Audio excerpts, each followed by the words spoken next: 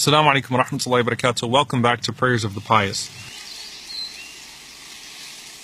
So in this particular situation, I want you to imagine the Prophet ﷺ walking around the masjid, monitoring people's du'as and commenting on the ways that they're supplicating to Allah subhanahu wa ta'ala. Like a Quran teacher walking around and checking up on people as they're reciting their Quran, making sure that they're reciting it properly. So this is a narration from Mu'adh bin Jabal radiallahu ta'ala anhu, where the Prophet, peace be upon him, is commenting on the du'as of other people. So this is a great lesson for us into the do's and don'ts of du'a.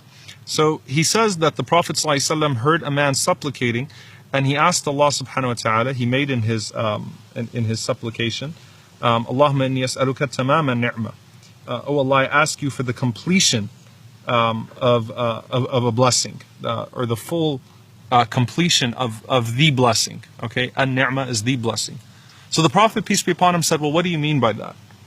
And he said, it's a supplication that I make that I hope good for by it. So the Prophet ﷺ said to him that indeed from the completion of the ni'ma, the completion of the bounty, is salvation, entering into paradise and protection from the fire.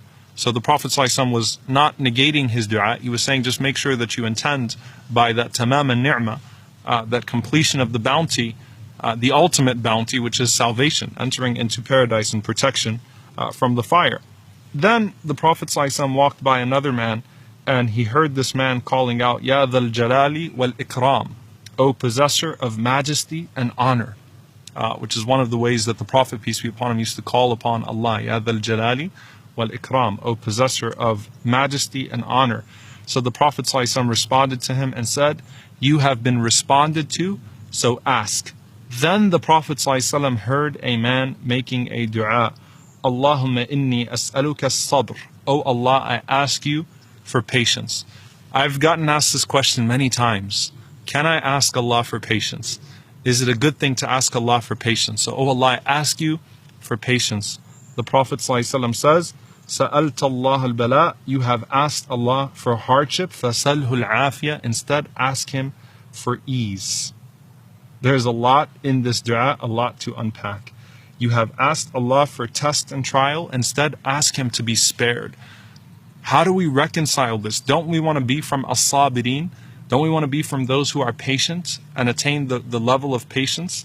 Didn't the Prophet ﷺ say that Allah has never given a servant of His a gift that is more expansive and more comprehensive than a sabr, than patience? So why would the Prophet ﷺ say to this man, don't ask Allah for patience, instead ask Allah for al-afiyah? The Prophet ﷺ was referring to a specific context. It's not about asking Allah for the quality of patience, which is a great quality to have, or the station of the patient, which is a great station to have. But in this situation, when you're going through a hardship, instead of asking Allah to give you patience in the hardship, ask Allah to remove the trial and demonstrate patience in your very being. Instead of asking Allah with a spirit of uncertainty and with a spirit of expectation of hardship and trial, ask Allah with an expectation of good and of ease, and then accept, if trial comes to you, that trial is indeed good and is a form of ease in its full context. So the Prophet ﷺ did not approve of this man making the dua, Allahumma inni as'aluka as-sabr. Oh Allah, I ask you for patience. Instead, the Prophet ﷺ taught us to ask Allah for afiyah, to ask Allah to be spared, and then to take with grace and patience whatever comes our way.